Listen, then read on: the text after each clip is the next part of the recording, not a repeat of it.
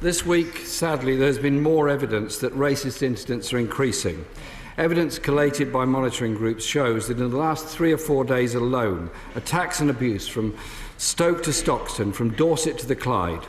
Can I ask the Prime Minister what monitoring systems he and the Home Secretary have put in place, what reports he's received from the police, and what extra resources are going to communities that have been targeted in these vile racist attacks that are taking place?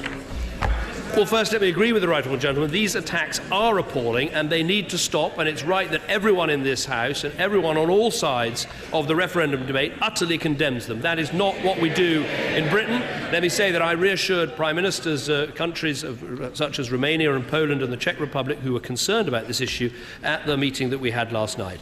So we do monitor these attacks and the Home Secretary gets regular reports, but I can tell the House that we will be publishing a new action plan on tackling hate crime shortly to step up our response.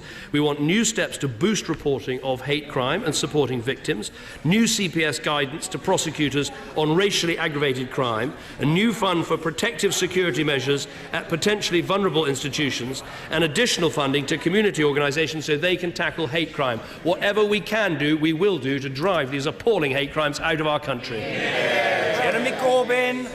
I thank the Prime Minister for that answer.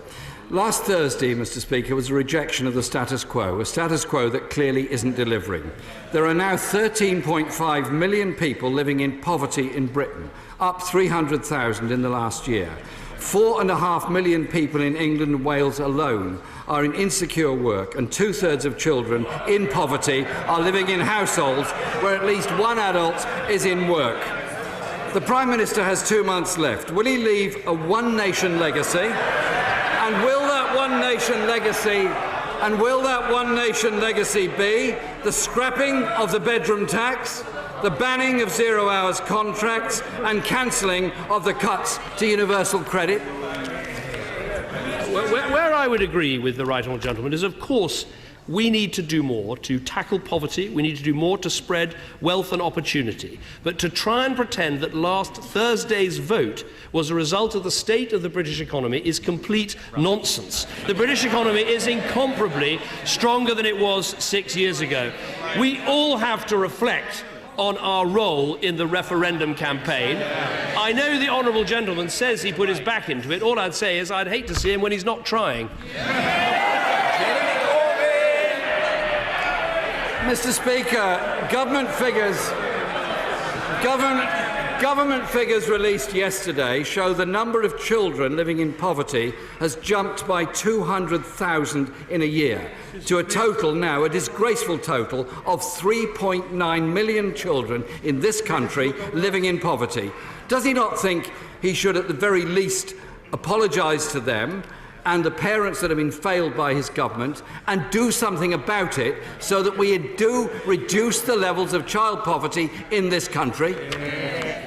Well, if he wants to deal with the figures, let me give them to him. Income and inequality has gone down. Average incomes have grown at their fastest rate since 2001. He asks about poverty. There are 300,000 fewer people in relative poverty since 2010.